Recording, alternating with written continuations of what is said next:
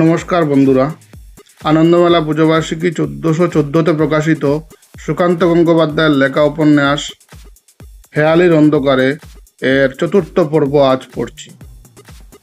কাল যতটা তাড়া দেখিয়েছিলেন দীপকাকু, আচরণে এখন তার কোনো প্রতিফলন নেই। ঝিনুকদের বাড়ির সময় মতো এসেছিলেন, ড্রেস করে রেডি ছিল ঝিনুক। বাবা বারবার বলা সত্ত্বেও ড্রয়িংয়ে বসেননি, বলেছেন কাজ সেরে আপনার সঙ্গে কথা বলবো। ঝিনুককে নিয়ে চলে এসেছেন আবিরবাবুর পাড়ায় ফুলবাগানে। এখানে এসেই কেমন যেন ঝিমিয়ে পড়লেন।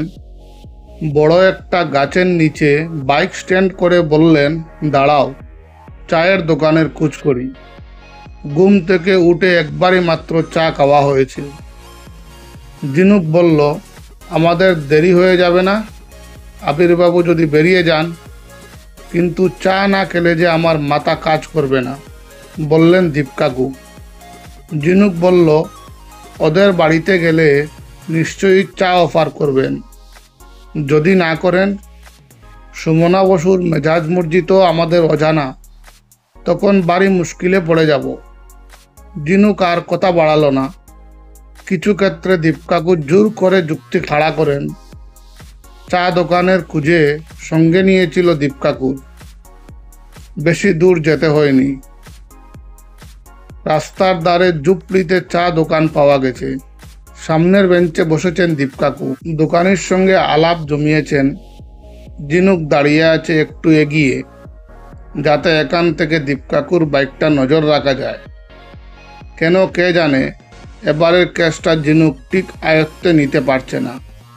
বারে বারে মনে হচ্ছে তার বুদ্ধির বাইরে থেকে যাচ্ছে আসল রহস্যটা। কাল বাড়ি ফিরে প্রায় বাধ্য হয়ে বাবার শরণাপন্ন হয়েছিল ঝিনুক। একেবারে প্রথম থেকে কেসটা বাবাকে বলল। দীপকাকু কি পর্যায়ে তদন্ত এগিয়ে নিয়ে যাচ্ছেন পুঙ্খানুপুঙ্খ জানালো। সব শুনে বাবা বললেন, কেসটা অতীব সরল। দীপঙ্করের উচিত হয়নি এই কাজটা হাতে নেওয়া। যে কোনো সাধারণ মানের ডিটেকটিভ এই রহস্য সমাধান করে দিতে পারবে। কেন এ কথা বলছো? অবাক হয়ে জানতে চাইল ঝিনু। বাবা বললেন, এটা সিম্পল একটা চুরির ঘটনা। চোর এবং চুরাই বস্তুটা দীপঙ্করকে খুঁজে বার করতে হবে। কেসটা একটা জায়গায় একটু কঠিন। চুরির পর বেশ কটা দিন কেটে গিয়েছে। তদন্তে নামা হয়েছে দেরিতে। সময়ের কারণে চোর ও চোরাই জিনিসটা চলে গিয়েছে নাগালের অনেকটা বাইরে। তবু আমি বলবো, দীপ যদি মনে করে কালই মূর্তিটা উদ্ধার করতে পারে। কিভাবে? সাগ্রহে জানতে চাইল ঝিনু। বাবা বলতে থাকলেন, অ্যান্টিক জিনিস বিক্রির যেসব দোকান আছে কলকাতায়, সেখানে ঘুরলেই মূর্তিটার দেখা পাওয়া যাবে। চোর যেদিন চুরি করেছে ওটা সেদিনই বিক্রি করে দিয়ে যারা হাত পা হয়েছে। চোর কলকাতাতেই বিক্রি করবে কেন? অন্য কোথাও তো করতে পারে, বলল ঝিনু। বাবা বললেন, চুরাই জিনিস বেশিক্ষণ কাছে রাখে না চোরেরা।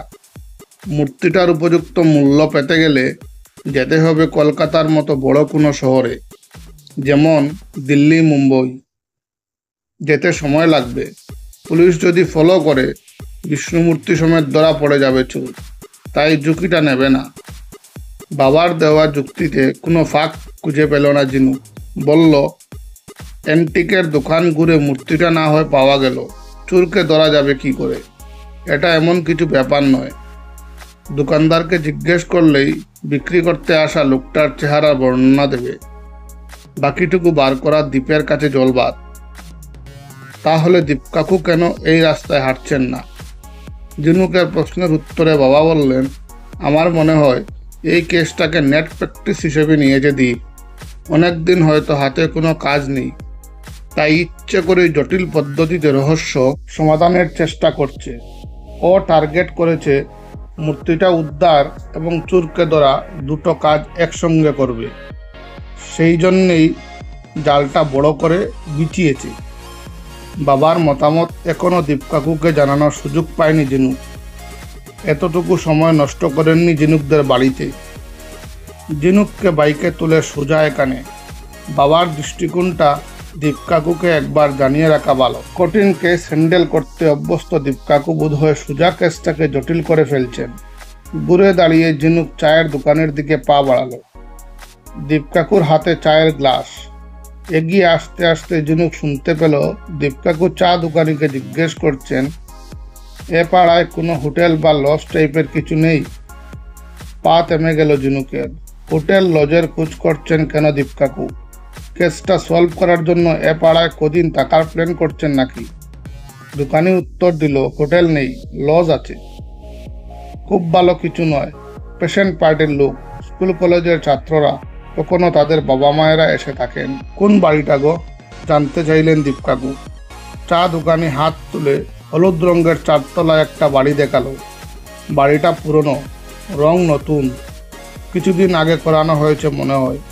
ঝিনুক এগিয়ে এসে দীপকাকুর পাশে বেঞ্চিতে বসল। গ্লাসে চুমুক দিয়ে দীপকাকু ফের দোকানিকে জিজ্ঞেস করলেন, এখানে নিরালা অ্যাপার্টমেন্টটা কোথায়? এবার উল্টো দিকে হাত তুলল দোকানি, বলল, ওই যে দুটো বাড়ি পরেই চতলার ফ্ল্যাট বাড়ি। নিরালা অ্যাপার্টমেন্ট হচ্ছে আবিরবাবুর ঠিকানা। 4 তলার ফ্ল্যাটে থাকেন। লোকেশনটা এত পরে কেন জানতে চাইলেন দীপকাকু? এতক্ষণ কি কথা বলছিলেন দোকানির সঙ্গে? ঝিনুক যা বলতে এসেছিল গুলিয়ে গেল সবটাই। চায়ের গ্লাস মাটিতে নামিয়ে সিগারেট ধরালেন দীপকাকু। দোকানিকে পয়সা দিয়ে দীপকাকু পা বাড়ালেন নিরালা অ্যাপার্টমেন্টের দিকে।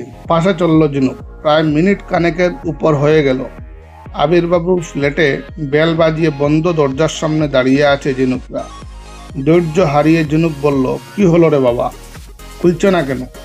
দীপকাকু বললেন, বিষ্ণুমূর্তিটা চুরি যাওয়ার পর প্রাথমিক কিছু সাবধানতা নিচ্ছেন সুমনা। ঘরে আবিরবাবু নেই। আই হলে চোখ রেখে আমাদের দেখেছেন। উনি আমাদের চেনেন না। কর্তার মুখে শুনেছেন দুজনের কথা।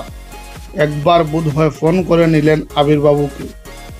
দীপকাকু এমনভাবে কথাগুলো বলে যাচ্ছেন যেন দেখতে পাচ্ছেন দরজার ওপারের সমস্ত ঘটনা। এদিকে আবার চোখে মোটা কাচের চশমা। দরজা খুলে গেল। সম্ভবত ইনি সুমনা বসু। জানতে চাইলেন, আপনি কি দীপঙ্কর বাগচি? দীপকাকু বললেন, হ্যাঁ। আবিরবাবু বুঝি নেই, বাজারে গেছেন। চলে আসবেন এক্ষুনি। আপনারা ভিতরে এসে বসুন। আন্তরিক আমন্ত্রণ। ঝিনুকরা ঘরে এসে বসলো। ড্রয়িংটা সুন্দর করে সাজানো। আবিরবাবুর স্ত্রীর চেহারাটা বাড়ি মিষ্টি। দীপকাকু যথারীতি ঘরের চারপাশটায় চোখ বোলাচ্ছেন। সুমনা জিজ্ঞেস করলেন, কি খাবেন, চা না কফি? দীপকাকু বললেন, কিছুক্ষণ আগেই চা খেয়েছি, এখন থাক। আপনি প্লিজ বসুন না, কয়েকটা কথা জানার আছে। ডানহাতি সিঙ্গল সোফায় এসে বসলেন সুমনা। দীপকাকু শুরু করলেন, আপনি নিশ্চয়ই জানেন আবিরবাবু আমাকে কোন কাজের জন্য দায়িত্ব দিয়েছে। অল্প গাড় হেলিয়ে জানি বললেন সুমনা। আর কোনো ভূমিকায় না গিয়ে সরাসরি প্রসঙ্গে চলে এলেন দীপকাকু। বিষ্ণুমূর্তিটা তো আপনি দেখেছেন। কদিন আপনার ঠাকুরের জায়গায় মূর্তিটা ছিল, হাতেও নিয়েছেন জিনিসটা। খুব ভারী ছিল কি? না, সাইজ অনুযায়ী যেমন ওজন হওয়ার কথা তেমনই ছিল। মূর্তিটার বিশেষ কোনো বৈশিষ্ট্য চোখে পড়েছে? মানে আমি বলতে চাইছি মূর্তিটার চোখ মুখ ভারতীয়দের মতো নাকি মঙ্গোলিয়ান? উত্তর দিতে একটু সময় নিলেন আবিরবাবুর স্ত্রী। বললেন, মুখ চোখ ইন্ডিয়ান টাইপের, শুধু একটু বেশি কালচে মতো, কোনো কোনো জায়গায় শেওলা সবুজ। সব মিলিয়ে মূর্তিটাকে আমার ভক্তির চেয়ে ভয় করত বেশি। তার আসল কারণ হয়তো মূর্তির সঙ্গে জড়িয়ে থাকা মিথ্যা। আবিরদের বংশের সৌভাগ্য বহন করছে ওই বিষ্ণুমূর্তি। সেই দেবতার আবার এক সময় ক্ষমতা লোপ পাবে, তা যদি আমার বাড়িতে থেকেই পায়। এসব অশুভ আশঙ্কার কথা ভেবেই আমি আবিরকে বলেছিলাম মূর্তিটা ব্যাংকের ভল্টে রাখতে। কথা কেড়ে নিয়ে দীপকাকু বললেন, জিনিসটা খোয়া গিয়ে একদিক থেকে ভালোই হয়েছে, কি বলুন? আর কোনো ভয় আশঙ্কা রইল না আপনার? মুহূর্তে বিষণ্ণতার ছায়া নামল সুমনা বসুর মুখে। দৃষ্টি নিজের জোর করা হাতের দিকে রেখে বললেন, ভয়টা তো আমার ব্যক্তিগত, সেটা অমূলকও হতে পারে। যেমন মূর্তি নিয়ে যে গল্পটা আমরা শুনেছি, বানানো হওয়ার চান্স বেশি। এ ধরনের অন্ধবিশ্বাস বহু পরিবারে চালু আছে। এই সব ভিত্তিহীন ব্যাপার স্যাপারের জন্য মূর্তিটা খোয়া যাওয়া মোটেই কাম্য নয়। বিশেষ করে ওটা যখন পরিবার সূত্রে পাওয়া আবিরের একমাত্র স্মৃতিস্মারক। সত্যি কথা বলতে কি, মূর্তিটা চুরি যাওয়ার পর থেকে আমি মরমে মরে আছি। লোকারে না পাঠালে মূর্তিটা হয়তো চুরি যেত না, চুরি যেতই বলে বড় করে শ্বাস টানলেন দীপকাকু। একটু সময় নিয়ে বললেন, এই চুরিতে আপনারা কেউ আক্রান্ত হননি, বাড়ি থেকে হলে তেমন কিছু একটা ঘটে যেতে পারত। দীপকাকুর কথার বিরুদ্ধে গিয়ে সুমনা বললেন, আক্রান্ত হইনি আমরা, গাড়ির ব্রেক কেটে দিয়েছে, বিচ্ছিরি অ্যাক্সিডেন্ট হতে পারত আবিরের। এইসব কথার সূত্রে ঝিনুকের মনে পড়ে গেল এ বাড়ির আর এক সদস্যের কথা। সুমনা বসুকে বলল, আপনার মেয়ে কোথায়? তাকে তো দেখছি না। স্কুলে গিয়েছে, মর্নিং স্কুল ওর, বললেন সুমনা। কোথাও ফুরিয়ে গিয়েছে দেখে সুমনা বললেন, কেন যে এখনো আসছে না? একটু আগে ফোন করে আপনাদের আসার কথা বললাম, বলল এখনই আসছে। সুমনা ঝিনুকদের সামনে কাউকে ফোন করেননি, অর্থাৎ মিলে গেল দীপকাকুর আন্দাজ। ঝিনুক চুকের বাসায় দীপকাকুকে প্রশংসা করবে বলে তাকালো, দেখলো দীপকাকু একেবারে নিজস্ব উদাসীন ভঙ্গিতে বসে আছেন। সুমনা দেবী বললেন, না, এবার আপনাদের জন্য একটু চা করি। কথা শেষ হলো, বাজলো ডোরবেল। সুমনা বলে উঠলেন, ওই বুঝি এলো। দরজা খুলতে উঠে গেলেন সুমনা। দীপকাকু একটু চাপা গলায় ঝিনুককে জিজ্ঞেস করলেন, ভদ্রমহিলা সবচেয়ে কোন ব্যাপার ইন্টারেস্ট বলো তো? চা তৈরি করতে, বলল ঝিনুক। না, ঘর সাজানোয়। এই ঘরটা দারুণ সাজিয়েছেন। বইয়ের রেখে দেখো, প্রত্নতত্ত্বের বই, ইন্টেরিয়র ডেকোরেশনের বিলিতি ম্যাগাজিন।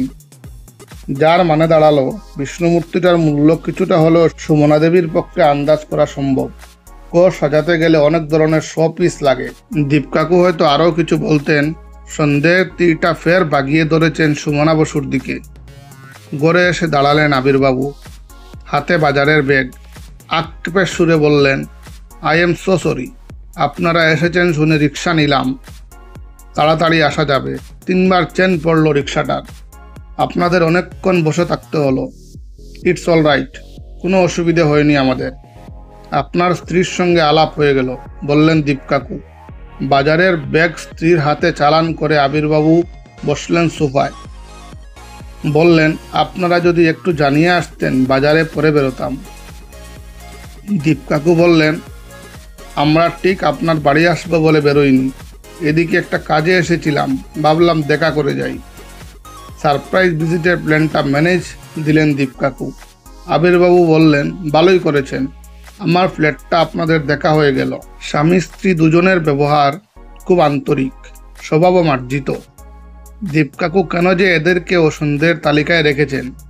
ঝিনুকের মনে হলো বাবার কথাই ঠিক, দীপকাকু কেসটাকে অযথা জটিল করে দেখছেন। ভাবনার মাঝে দীপকাকু বলে উঠলেন, আপনাদের পাড়ায় একটা লজ আছে না? ঝিনুক ভাবল, আবার লজ নিয়ে পড়লেন দীপকাকু। ব্যাপারটা ঠিক বোঝা যাচ্ছে না। আবিরবাবু বললেন, আছে তো, রামকৃষ্ণ লজ।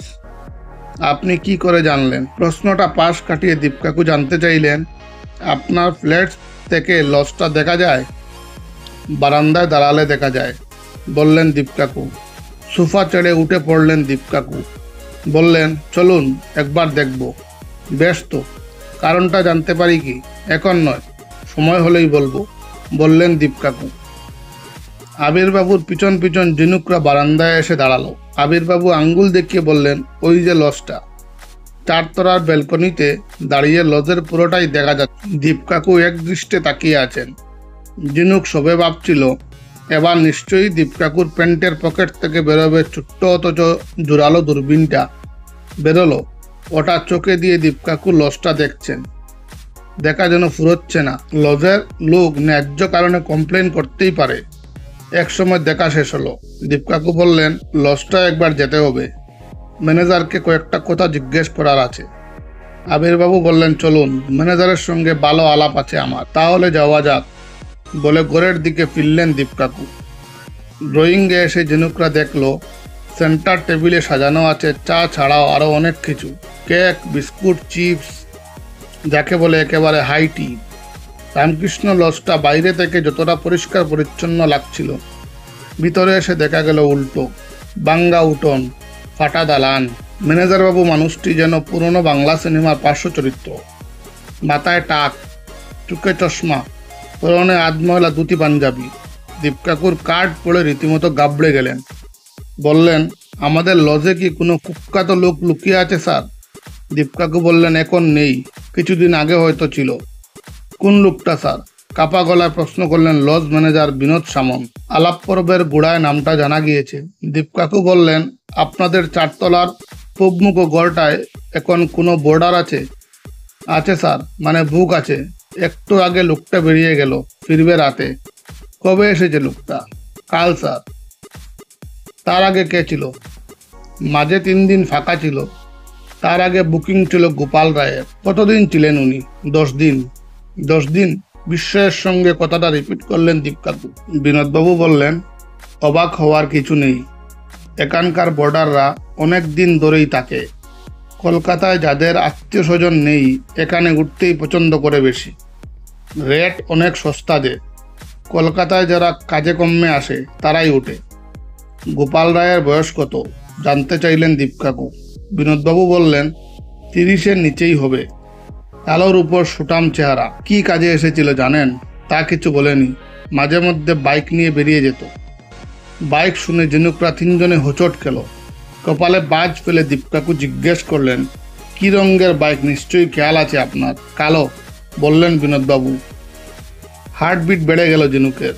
অপরাধী তার মানে এখানে এসেই ডেরা বেঁধেছিল। কিন্তু দীপকাকু সেটা জানলেন কি করে? ঝিনুক যতটা আশ্চর্য হয়েছে, তার চেয়েও বেশি অভিমান হচ্ছে দীপকাকুর উপর। মনে হচ্ছে এই কেসে দীপকাকু অনেক কিছু গোপন করে যাচ্ছেন ঝিনুকের কাছে। অ্যাসিস্ট্যান্টকে ইনফর্ম করার মতো সৌজন্যটুকুও দেখাচ্ছেন না। আপনার রেজিস্টার খুলে গোপাল রায়ের নাম ঠিকানাটা একবার দেখান তো, বিনোদবাবুকে বললেন দীপকাকু। টেবিলের উপর রেজিস্টার খুললেন লজ ম্যানেজার। পাতায় আঙ্গুল রেখে বললেন, এই যে। দীপকাকু ঝুঁকে পড়ে দেখলেন, তারপর দেখল ঝিনুক। নাম গোপাল রায়। ঠিকানা 19 বি ডায়মন্ড হারবার রোড, কলকাতা 700008। কোনো ফোন নম্বর দেওয়া নেই। আমি 4 তলার ওই ঘরটা একবার দেখতে চাই, তাই আদেশের সুরে বলে উঠলেন দীপকাকু।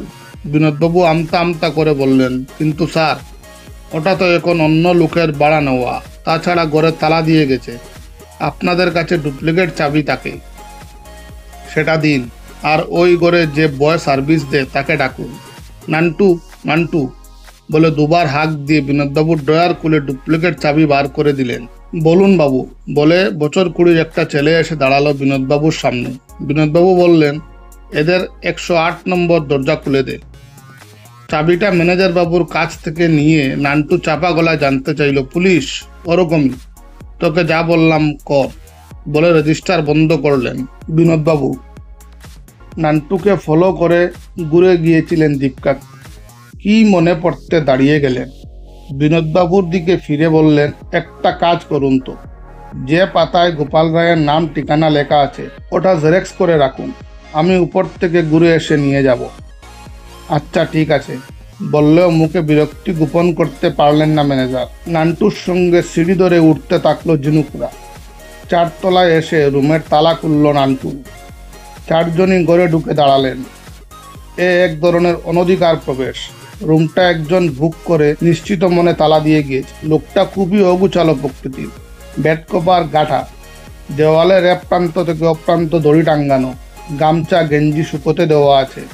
মেঝেয় লুটোচ্ছে খবরের কাগজ। সস্তার লজের আদর্শ রূপ। এই বর্ডারটিকে নিয়ে ঝিনুকদের মাথা ব্যথা নেই। ইনফরমেশন দরকার আগের লোকটা। দীপকাকু চলে গিয়েছেন জানালার কাছে। খোলা আছে পাল্লা। আবিরবাবুর ব্যালকনিতে দাঁড়িয়ে যেমন বাইনোকুলার লাগিয়েছিলেন চোখে, এখানেও তাই করলেন। তবে এখানে শুধু আবিরবাবুর ফ্ল্যাটটা দেখছেন না, রাস্তা, আশপাশ সবটাই দেখছেন। ওই ভঙ্গিতেই বললেন, 10 দিন ধরে যে লোকটা এখানে ছিল হামেশাই এই জানলার সামনে দাঁড়িয়ে থাকতো, তাই না নান্টু? হঠাৎ প্রশ্ন এসে যাওয়ায় নান্টু একটু থতমত গেল। সামলে নিয়ে বলল, বোর্ডাররা তো স্যার বেশিরভাগ সময় দরজা বন্ধ রাখে। তবে বেশ কয়েকবার ওখানে দাঁড়িয়ে থাকতে দেখেছি, সিগারেট খেত ওখানে দাঁড়িয়ে। লোকটা ধূমপায়ী। শোকোক্তি করে দীপকাকু বললেন, কোন ব্র্যান্ডের সিগারেট খেত বলতে পারবে? ঘর পরিষ্কারের সময় নিশ্চয়ই প্যাকেট দেখেছ। উইলস খেত স্যার। দূরবীন পকেটে পুরে ঘুরে দাঁড়ালেন দীপকাকু। নান্টুর দিকে তাকিয়ে জিজ্ঞেস করলেন, কলকাতায় লোকটা কি কাজে এসেছিল জানো? ব্যবসার কাজে, নাকি ওর কোনো আত্মীয় ভর্তি ছিল এখানকার হাসপাতালে। লোকটা স্যার খুব কম কথা বলতো, কিছুই জানতে পারিনি। চা জলখাবার খেয়ে সকাল 9টা নাগাদ বেরিয়ে যেত, কোনোদিন দুপুরে ফিরত, বেশিরভাগ দিন রাতে। লোকটার সঙ্গে কেউ দেখা করতে আসতো কি? না স্যার, একবারই মোটামুটি একটা লোক এসেছিল দেখা করতে। বয়স? দেখতে কেমন? পরপর দুটো প্রশ্ন করলেন দীপকাকু। নান্টু বলল, 40 থেকে 50-এর মধ্যে হবে। প্যান্ট শার্ট পরে এসেছিল, দেখতে ভদ্রসভ্য, চোখে চশমা, আপনার মতোই হাইট। গুড। এবার বলো তো, গোপাল রায়ের কথার মধ্যে একটু হিন্দির টান ছিল কি? না স্যার, তবে বাংলার মধ্যেই একটু অন্যরকম টান ছিল, গ্রামের দিকে যেমন থাকে। বলে চুপ করে গেলেন দীপকাকু। পায়চারি শুরু করলেন গড়ে। জিনুক এখনো নোটবুক বার করেনি, কিন্তু পয়েন্টস যে হারে বেড়ে যাচ্ছে, পরে মনে রাখতে পারলে হয়। দীপকাকু ফের নান্টুর কাছে জানতে চাইলেন, লোকটা কি কিছু ফেলে গিয়েছে? যেমন ধরো প্লাস্টিকের ক্যারি ব্যাগ, গেঞ্জি, জামা।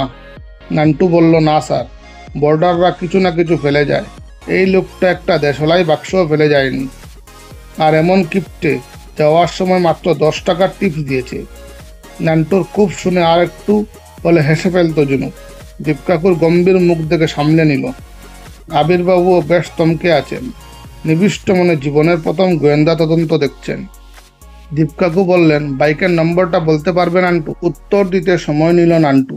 মাথা চুলকে কপালে টুকা মেরে বলল, কিছুতেই মনে পড়ছে না স্যার, তবে একটা কথা বলতে পারি, লোকটা গাড়িটাকে খুব যত্ন করত, একদিন অন্তর দ্রুত গাড়িটা, টুকটাক সারাইয়ের কাজ জানতো।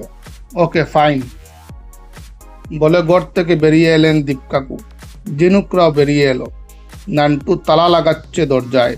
সিঁড়ির দিকে যেতে যেতে দীপকাকু আবিরবাবুকে বললেন, একটা কথা আপনার কাছে জানা হয়নি, মূর্তিটা বসা অবস্থায় ছিল না দাঁড়ানো ভঙ্গিতে?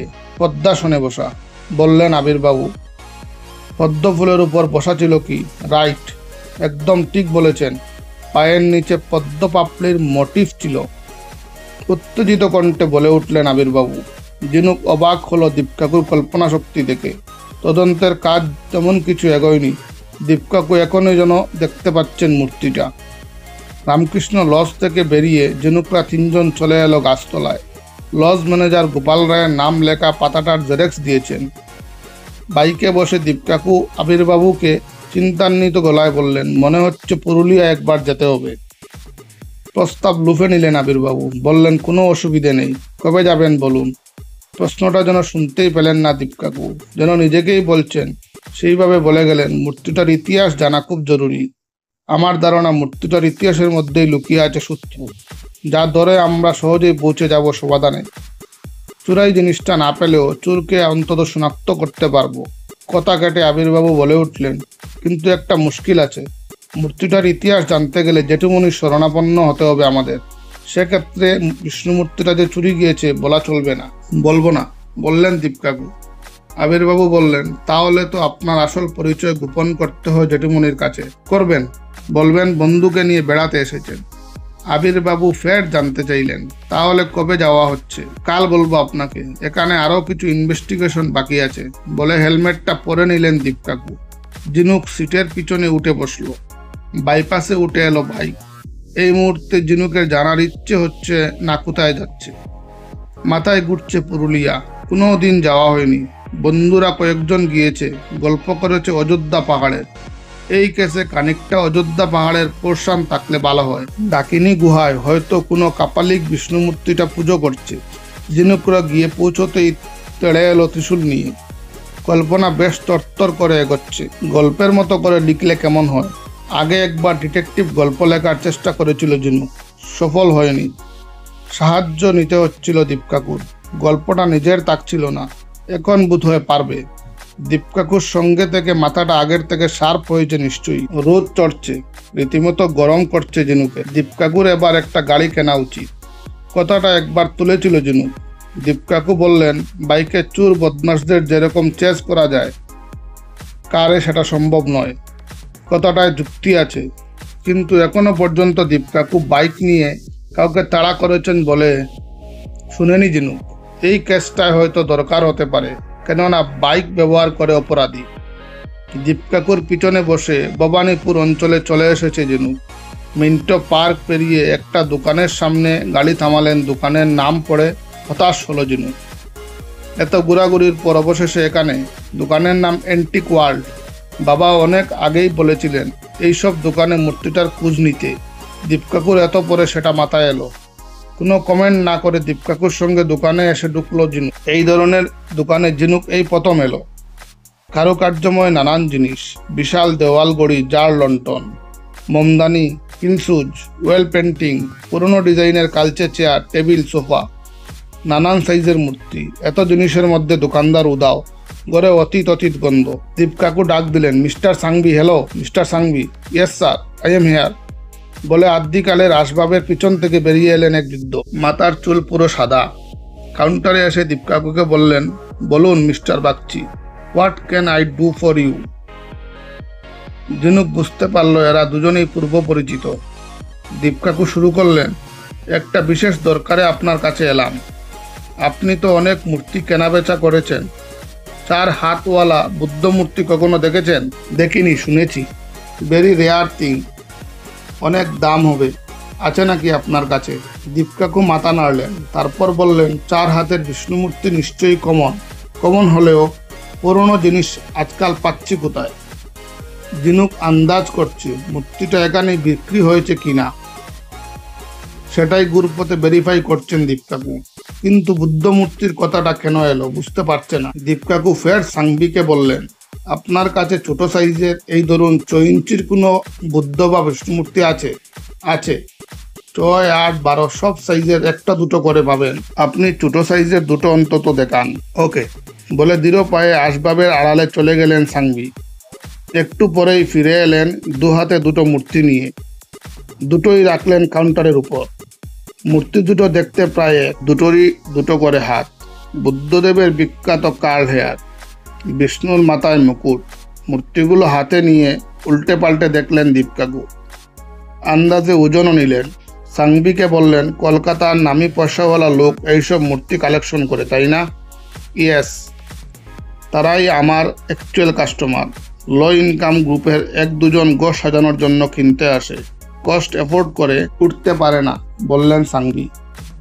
জিনুকের খারাপ লাগে সেই সব রুচিশীলদের কথা ভেবে, যাদের শখ থাকলেও সাধ্য নেই। দীপকাকু জানতে চাইলেন, যারা এসব কেনেন কালেকশনের পরিমাণটা কীরকম? প্লেন্টি। না থাকলে আপনার বিশ্বাস হবে না। আমি একবার এক ভদ্রলোকের গণেশ মূর্তির কালেকশন দেখতে গিয়েছিলাম। 4000 গণেশ দেখিয়েছিলেন। Each one was different from the other. Rare কোনো পিসের খোঁজ পেলেই ওরা টাকার বান্ডিল নিয়ে ঝাঁপিয়ে পড়ে। একেবারে নেশার মতো ব্যাপারটা। চিনুক ভাবল, হয়ে গেল।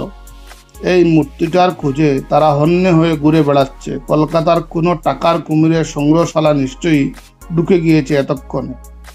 সেখান থেকে জিনিসটা বার করা সহজ কাজ নয়। প্রথমে ধরতে হবে চুরকে, জানতে হবে কার কাছে বিক্রি করেছে মূর্তিটা। কিন্তু চুরের নাগাল পাওয়া কি আদৌ সম্ভব? চুরি হয়েছে অনেক দিন হয়ে গেল। বুদ্ধ বিষ্ণুমূর্তি দুটো আরও একবার ভালো করে দেখে নিয়ে দীপকাকু বিদায়ের অনুমতি নিলেন সাংভির কাছে। বললেন, আপনাকে বিরক্ত করার জন্য দুঃখিত। সাংভি বললেন, কি বলছেন? আপনার মতো গুণী মানুষ এলে দোকানের প্রেস্টিজ বেড়ে যায়। You are always welcome. I will be at your service. Thank you. বলে সৌজন্যের হাসি আসলেন দীপকাকু। ঘুরে গেলেন দরজার দিকে। জিনুক তাকে অনুসরণ করলো। জিনুক এখন অ্যান্টিকের দোকানের বাইরে। মাথায় 100 প্রশ্ন, সব একসঙ্গে জিজ্ঞেস করা যায় না। তাই এক কথায় দীপকাকুর কাছে জানতে চাইল, কি বুঝলেন? বাইকের সামনে দাঁড়িয়ে দীপকাকু বললেন, জটিল রহস্য। একটা সত্যি কথা বলবো? পারমিশন চাইল জিনুক। হেলমেট পরতে পরতে দীপকাকু বললেন, বলো। এবারের কেসটায় আপনি কেমন যেন একটু এলোমেলো তদন্ত করছেন, অথবা আমি আপনাকে ঠিকমতো ফলো করতে পারছি না। শেষের কথাটাই সঠিক। আমার ইনভেস্টিগেশনের প্রতিটি পদক্ষেপে জোরালো লজিক আছে। আজকের দিনটা পাবো, কাল বিকালে যাব তোমাদের বাড়ি। রজতদাকে নিয়ে বসবো আলোচনায়। মনে হচ্ছে আমি সঠিক পথেই এগোচ্ছি। পুরুলিয়ায় যাচ্ছি কবে? জানতে চাইল যেন। কাল তোমাদের বাড়িতে বসেই ডিসিশন নেব। বলে বাইকে উঠে বসলেন দীপকাকু। জিনুকও হেলমেট পরে পিছনে বসলো। কি মনে হতে অ্যান্টিকের দোকানের দিকে একবার তাকালো। সাদা চুলের সাংভি কাচের দরজার আড়ালে দাঁড়িয়ে কেমন একটা দৃষ্টিতে জিনুকদের দেখছেন। ভঙ্গিটা সন্দেহজনক। ইনিও কি সন্দেহের তালিকায় চলে এলেন? দীপকাকু বাইক স্টার্ট দিয়েছে। ভাবনাটা মাথা থেকে তাড়ানোর চেষ্টা করলো জিনু। দীপকাকুর সঙ্গে কাজ করে সন্দেহ করার ক্রমশ অভ্যেস দাঁড়িয়ে যাচ্ছে। ধন্যবাদ। পরবর্তী পর্ব আগামী দিন।